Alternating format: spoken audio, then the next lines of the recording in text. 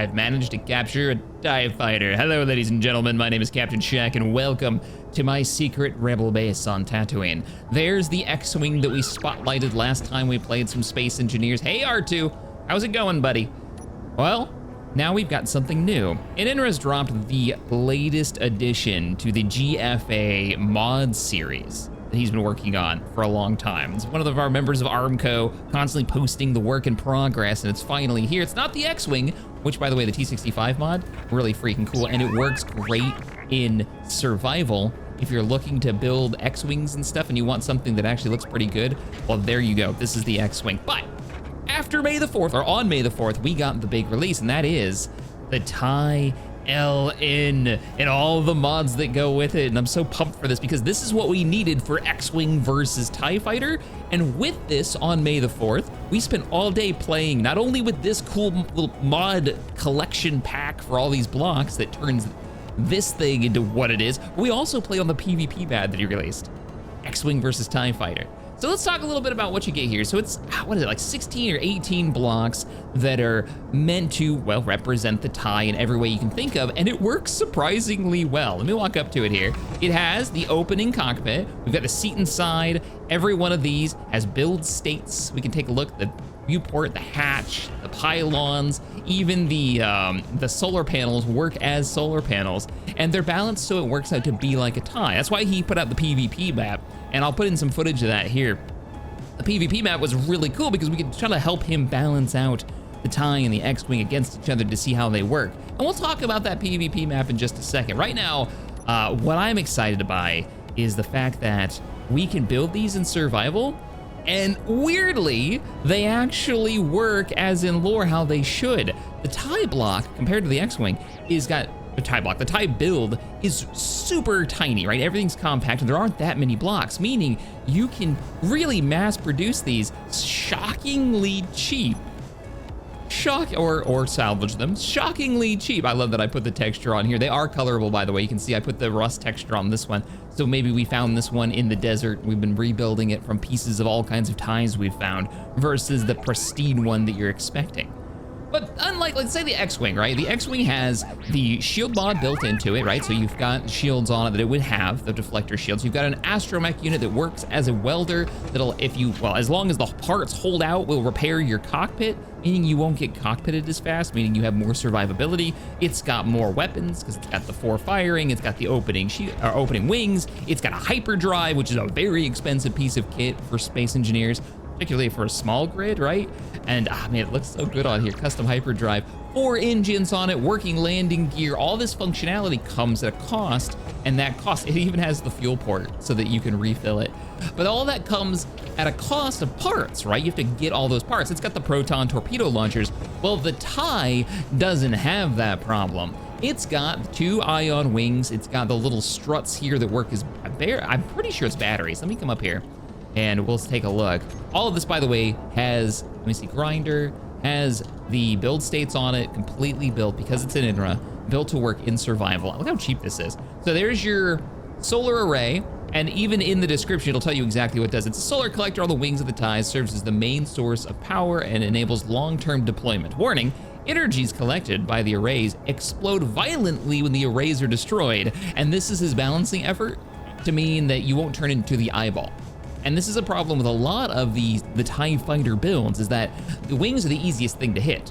And in most builds, you'd kill the wings and you end up with nothing but the center eyeball, and it could still fly because it's got its batteries. Right here, yeah, the ion reactors. These work as functional as batteries. But the way that this is solved is that these things are explosive. So when they take damage and they die, they explode all the energy out, meaning it's going to damage the rest of the TIE. If you lose both wings, it's gonna be enough damage to basically kill the TIE Fighter. These are built around the idea that they will eventually be used for PvE, so that you don't end up with those death balls, those little death eyeballs. What else do we have? Well, because we talked a little bit about PvE, and Indra was telling me while we were chatting, while streaming and playing on the PvP map, that the viewport, because he has to keep the number of blocks limited, is actually a remote block, so that we can have the PvE scripts like MES spawn these and run them with their own AIs to them, which I'm hoping it becomes a thing. Captain Arthur, who you may know from other big PvE mods, particularly Aggress at War, has taken over the MES mod, the modular, what was it, encounter spawner? Yeah, modular encounter spawner from Lucas. So he's working on that now, and so they're working together to figure out how this is gonna work for having, you know, maybe an Empire faction spawning out there, which would be really, really cool. Something that we've been talking about here on the XP Gamers for ages. Animation engine is part of the pack, so if you put this into your world, you're gonna get the animation engine, which allows things like that, the doors to open. It's got the weapon systems right here, though these are specific. He's done a little bit of balance work. A lot of the not a lot, but a few of the components here are built specifically so they only lock onto tie components, because it kind of break your game if they didn't. He wanted those to be specific, so you'll find that that's kind of something built into this. I think it's this, and I think the refueling port on the bottom, which actually works as a connector.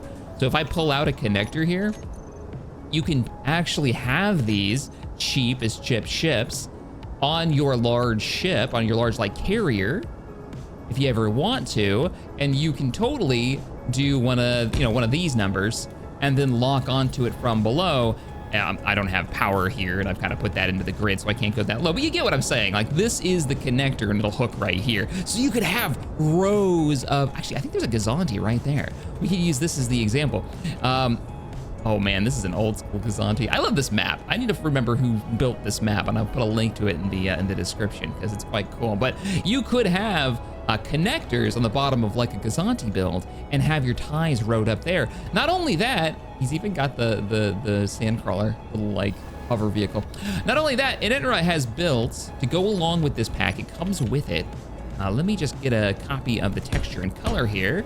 A purpose-built docking ring, a tie docking ring. If we go into the G menu, we go under Galaxy Far, Far Away. All of it's organized.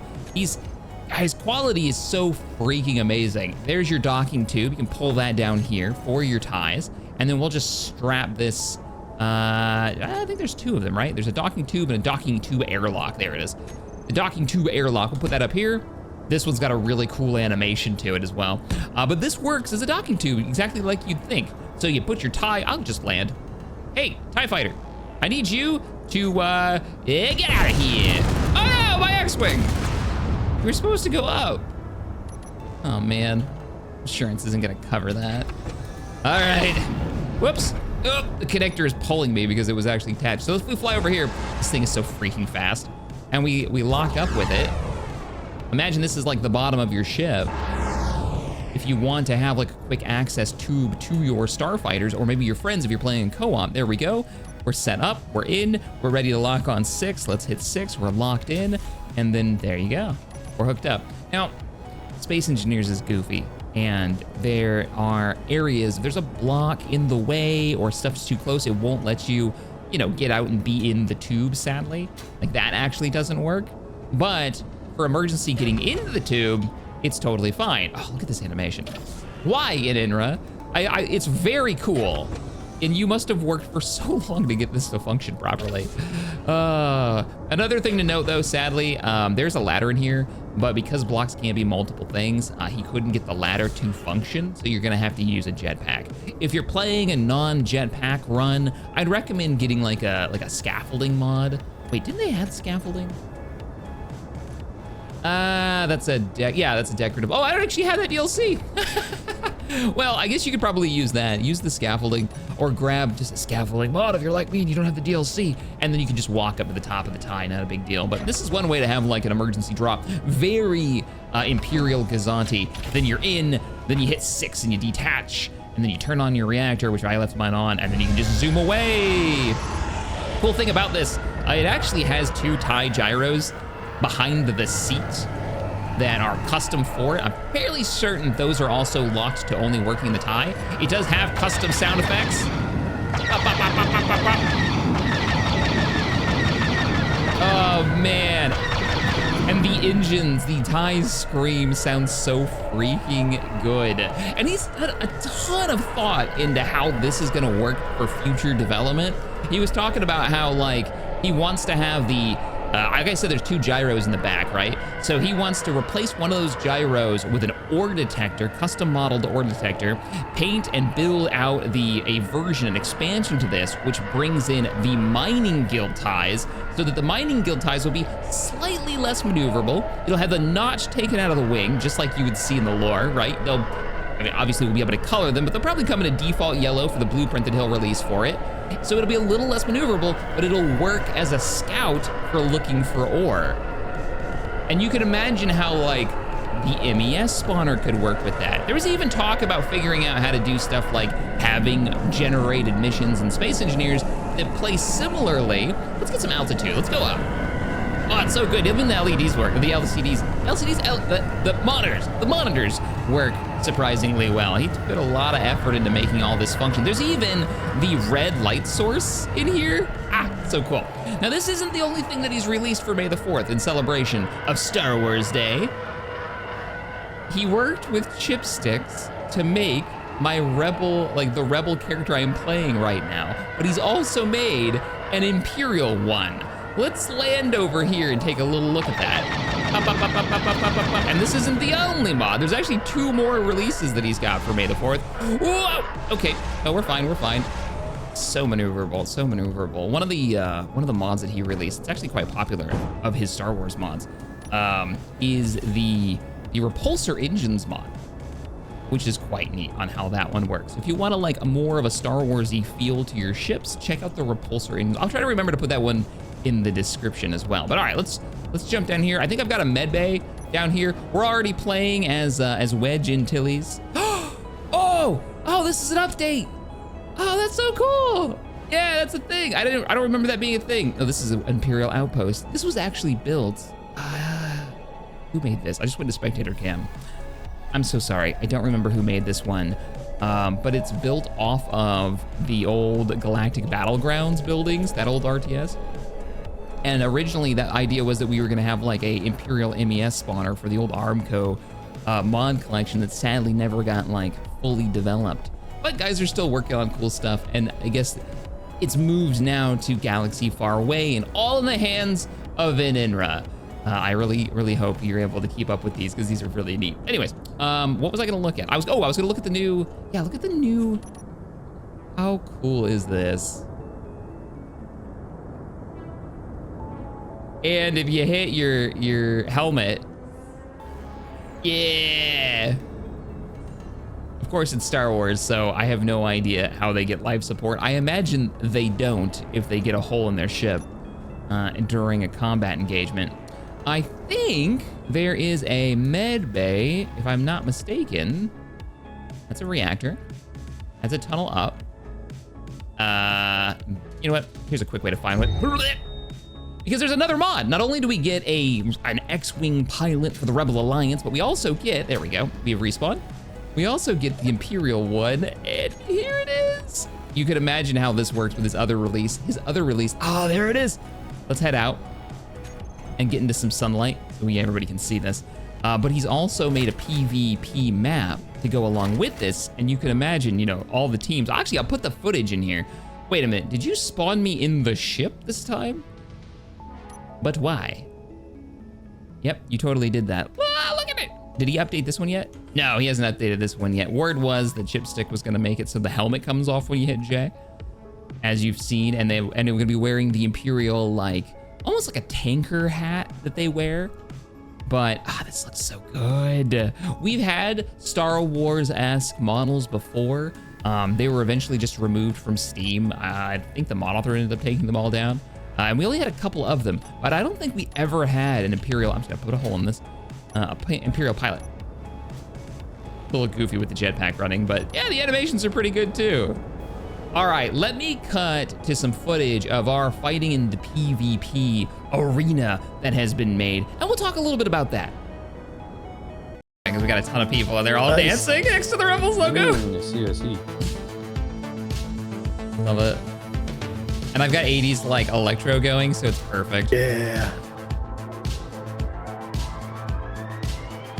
This is great. So as you can see, it was super serious business over at the Rebel base on the PvP map that Inra has released. The map itself is set up with 2 space stations, one for each team spawning. It even has the lives left kill counter at the top to let you know how the battle is going as it goes. And now we look over at the Imperial team, and they're all lined up ready for their mission briefing, waiting for the go code so they can launch and intercept the rebel X-Wings that have entered the system. If you'll also recognize in the middle of the map, the space station in the middle is obviously the repair station from Empire at War, which I really enjoyed seeing. A lot of these space stations are made out of the Mega Block mod that Inunra has been using to make. I think that's just really cool. I love how he's pulled it off, and it runs pretty well. You start off the match, everybody gets in, it auto-populates the teams, so you'll get assigned to a team. The admin types /start, and then you just run down through the pit, the holes in the floor, to the launch bays, hit a button, and it'll spawn you directly into your team's fighter. And this is all used to help balance out these between the TIE fighters and the X-Wings. You'll notice the scores at the top, that the TIE fighters, because they're supposed to be a little weaker, they're actually supposed to be fairly weak compared to an X-Wing, they've balanced the scores for it. But you launch, you get into a fight. If you get out of your vehicle, the vehicle will immediately explode and it'll take the counter. If you power down, again, it'll explode your vehicle. And of course, if you're killed or if you run into something, you're probably going to explode because you're in a TIE or an X-Wing. The X-Wings are less maneuverable than the TIEs, but they have less firepower, at least they're supposed to, and the TIEs are way more maneuverable. I was able to stick to the back of an enemy pretty well, though 1v1, the TIEs win almost always because you're so maneuverable. As soon as you get teammates, though, the X-Wings start prevailing, and he's been trying to balance that out, and I'm sure there'll be some more balance passes as it goes. It's a really cool map, and I highly recommend you check it out if you've got a few friends, or keep an eye out on the Armco Discord. Maybe we'll do like a fun tournament as the mod gets more and more balanced. But anyways, thank you guys so much for watching. I hope you enjoyed it. May the 4th be with you, and as always, have fun. I'll see you in the next one. Later, everybody.